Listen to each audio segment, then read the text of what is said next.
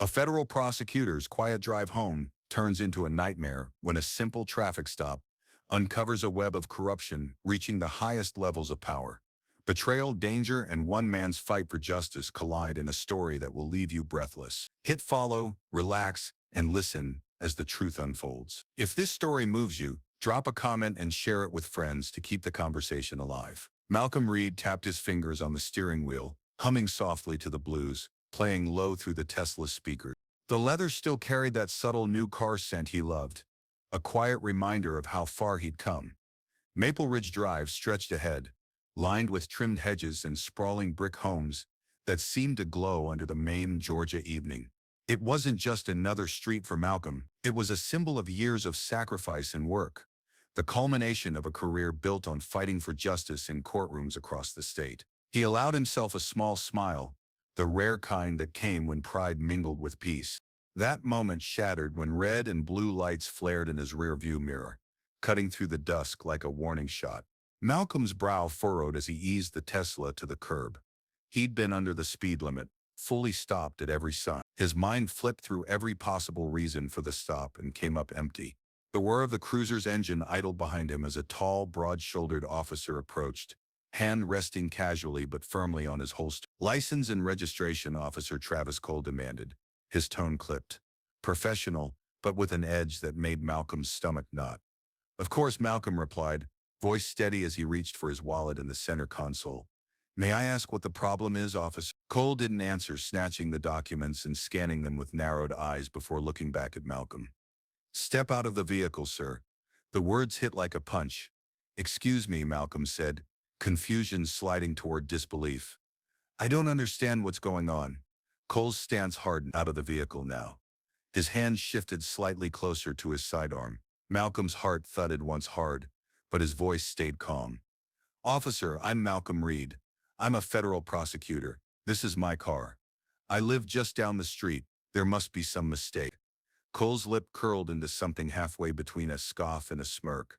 "A likely story. Out. Don't make me ask again." Slowly, deliberately, Malcolm opened the door and stepped onto the pavement. He felt the weight of unseen eyes, the neighbors behind curtains, the quiet judgment of a world ready to believe the worst of him without knowing a thing. Shame and anger burned low in his chest, but years in court had taught him composure was its own kind of weapon. "Turn around, hands on the car," Cole barked. "This is completely unnecessary," Malcolm said even as he complied, palms flat on the cool metal. "I've done nothing wrong." Cole's pat down was rough, impersonal, like he was checking a suspect instead of a man walking distance from his own home. "We've had reports of car thefts in the area. This vehicle matches the description of one stolen last week." Malcolm clenched his jaw. "I can assure you this car isn't stolen. I purchased it 3 days ago. If you just let me explain." "Save it for the station." Cole cut him off, reaching toward his cuff. The metallic click of the handcuffs, unlocking, hung heavy in the air. Malcolm felt the weight of a history that wasn't just his pressing down on his shoulders. Generations of assumptions and injustice condensed into this one moment. His voice, when it came, was steady, deliberate. "Officer Cole," he said, "before you do something you'll regret, I strongly suggest you call your supervisor. I promise they'll want to know you're about to arrest a federal prosecutor without probable cause." Cole hesitated, the certainty in his stance faltering. "You expect me to believe you're a prosecutor?" "I expect you," Malcolm replied, meeting his eyes, "to do your job properly, which includes verifying my identity before making a wrongful arrest. Call your supervisor now." Something in his tone cut through the tension. Cole stepped back, his confidence wavering as he reached for his radio, the weight of the moment settling over the quiet suburban street. The next morning, Malcolm sat at his kitchen table, a mug of coffee cooling untouched beside a folder he had opened more times than he could count. Officer Travis Cole's name sat on the top of the report from the previous night, neat and impersonal in black ink. But Malcolm couldn't stop replaying the look in the officer's eyes when doubt had finally cracked through his certainty. He'd seen that look before, not in cops but in jurors. The split second when everything they thought they knew shifted. That was where change started. Instead of filing a formal complaint or calling in favors to make a public example out of Cole, Malcolm found himself drafting something else entirely. A proposal. When Captain Reynolds from the precinct arrived at his house later that day to apologize in person, Malcolm laid the folder on the table between them. I don't want his badge, Malcolm said quietly. That won't fix anything. Reynolds looked wary. Then what do you want? Malcolm leaned back, his voice calm but firm. I want him to see what I see. I want Officer Cole to spend a week shadowing me in court, sitting through hearings, sentencing voir dire. I want him to witness the weight of bias when it walks into a courtroom in plain sight. And in return, I want my prosecutors spending a week riding with your officers, seeing the streets from their perspective. Reynolds blinked, clearly thrown. You're suggesting an exchange program between the bench and the patrol car. I'm suggesting, Malcolm said, that we stop talking about bridging the gap between law enforcement and the justice system and actually do it. The captain hesitated, rubbing the back of his neck. There'll be pushback. The union, the DA's office. There's always pushback, Malcolm cut in gently. That doesn't make it the wrong thing to do. Reynolds studied him for a long moment before nodding slowly. I'll bring it to the chief. When Officer Cole was called into the room, still stiff with residual shame, Malcolm turned to him directly. I'm not interested in punishment, officer. I'm interested in understanding. You'll spend a week in my courtroom. No badge, no uniform, just your eyes and ears. You'll see what it looks like when a system tilts without meaning to. Cole's jaw tightened, but he nodded once. And then, Malcolm said, maybe we start to fix it. It wasn't absolution, and it wasn't revenge. It was something harder.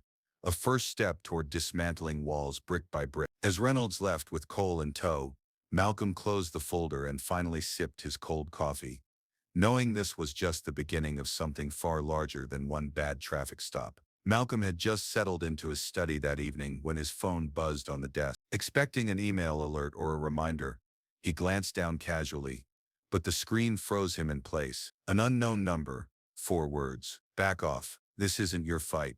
He stared at it, the letters burning into his mind, the casual threat heavier than any shouting could have been. A chill slid down his spine as he rose and moved to the window, pulling back the curtain an inch. The quiet suburban street looked the same as always, neatly trimmed lawns under the dim glow of streetlights. But something felt off, wrong in a way that made the air itself seem thin. He stepped out to check the driveway, and his stomach tightened. His Tesla's driver's side door had faint scratches near the handle, subtle but fresh, and the small security camera mounted above the garage hung at an odd angle. Dead. Whoever sent the message had been close. Too close. Malcolm went back inside, locking the door with deliberate calm.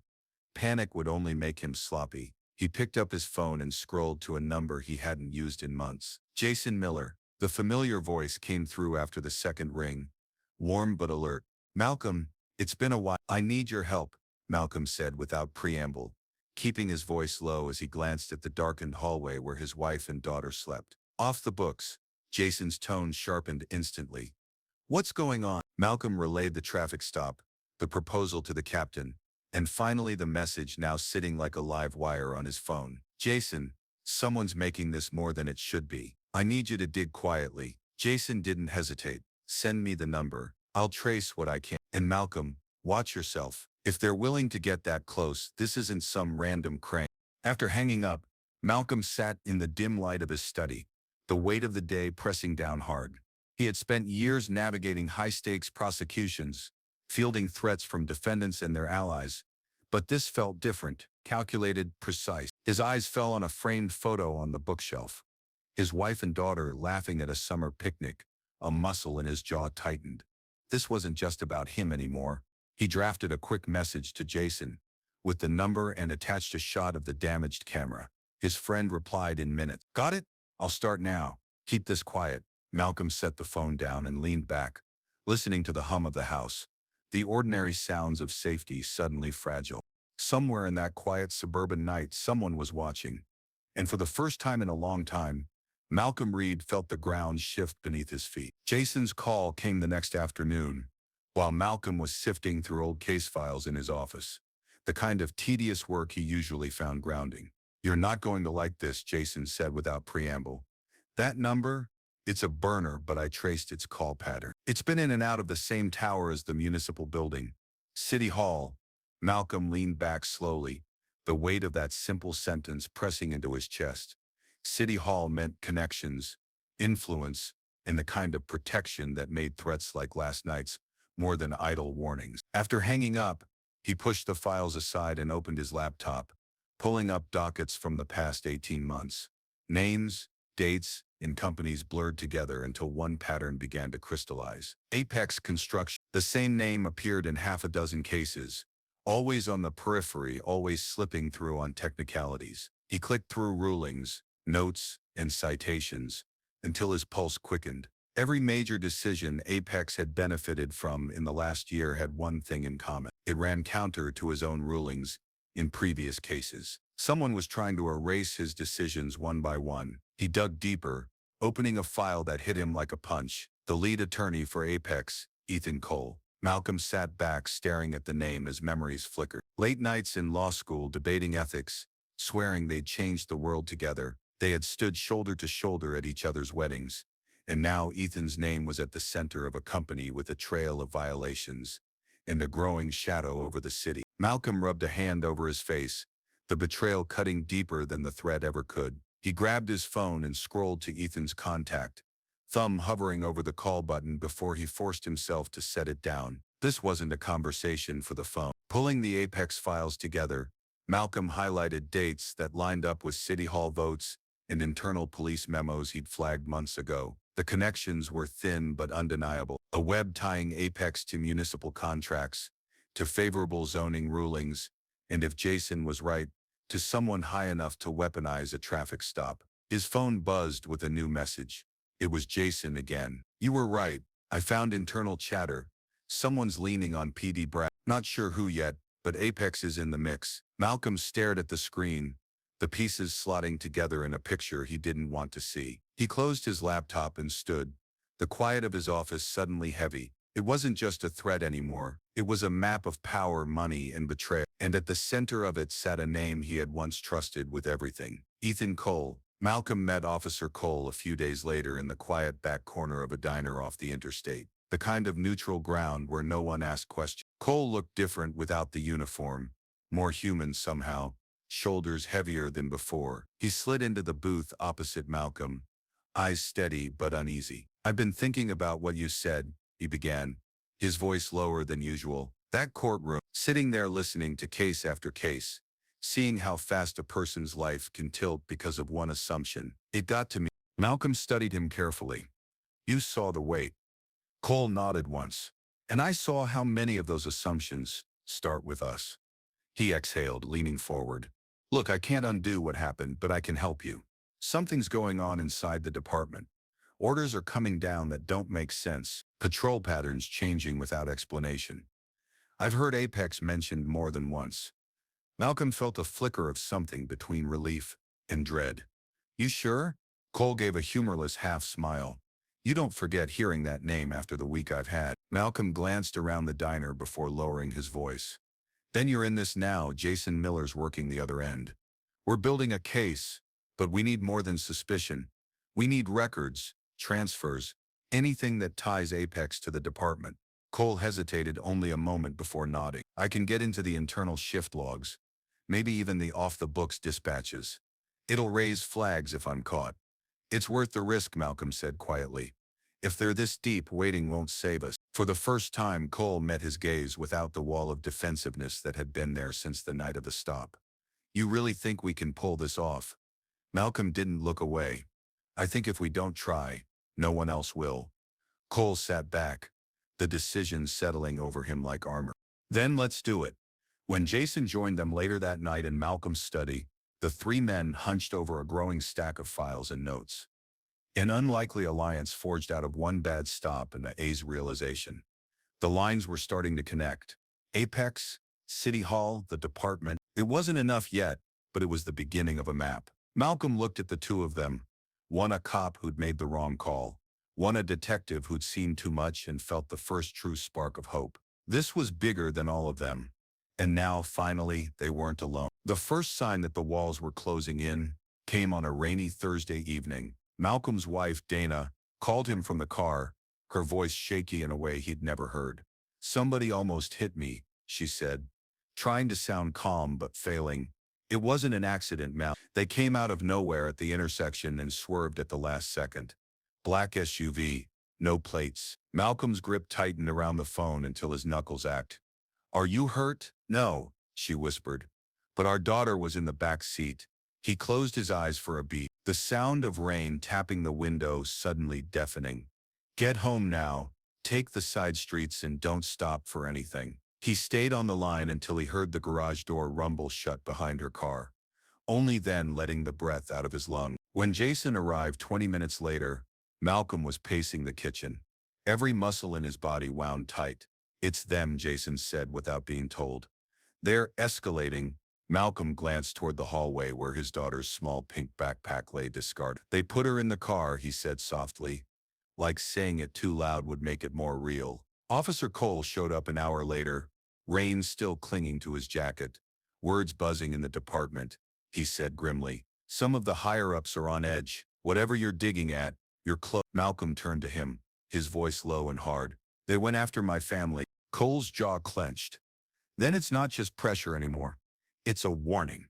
Malcolm walked to the study and pulled the files they'd been compiling off the desk, spreading them across the table like a battle map. "No," he said, more to himself than to them. "Warnings are meant to scare you into backing down. This, this tells me we're on the right trail." Jason looked at him, eyes sharp. "Then we move now. No more waiting for the perfect shot. We get what we can and get it to the Attorney General's office before they try again." Malcolm's gaze fell on Dana standing in the doorway, her face pale but steady. "Are you sure about this?" she asked quietly. He walked over, taking her hand. "If they're willing to risk hurting you, hurting her, it means what we're trying to expose matters. I can't walk away now." She nodded once, a tear sliding down her cheek. "Then you finish it." That night, the three of them worked until dawn. 10 cross-referencing dispatch logs. Cole had smuggled out with financial records. Jason had uncovered. A pattern emerged: unauthorized patrol reallocations, circling every Apex property under review. Shell companies funneling money to officers who signed off on security assessments. It was the proof they'd been waiting for. But it came wrapped in the realization that they has crossed a line they couldn't step back from. Malcolm looked at the stack of evidence, then at the two men who had thrown in with him. "Tomorrow," he said quietly, "we take this to the Attorney General." Outside, the storm eased, but inside, the weight of what lay ahead pressed down heavier than ever. They left before sunrise, the city still half asleep under a gray morning sky. Jason drove Malcolm in the passenger seat, clutching the folder of evidence like it was a lifeline. Cole sat in the back, eyes scanning every car that passed them. They were halfway to the Attorney General's office when the first unmarked sedan slid into the lane behind them, followed by another at the next intersection. Jason's knuckles widened on the wheel. "We've got a tail?" Malcolm's chest tightened. "Stay steady. We get there. We end this." But the roads funneled them toward a choke point, and that's when the black SUV slammed into their side. The world exploded in metal and glass, the Tesla spinning as Jason fought the wheel until they skidded to a brutal stop against a guardrail. Airbags burst, smoke filled the cabin, and for a heartbeat, there was only the sound of Malcolm's ragged breathing. "Everyone okay?" Jason groaned, pulling himself upright. Cole cursed under his breath. "I'm hit. Not bad, but we can't stay."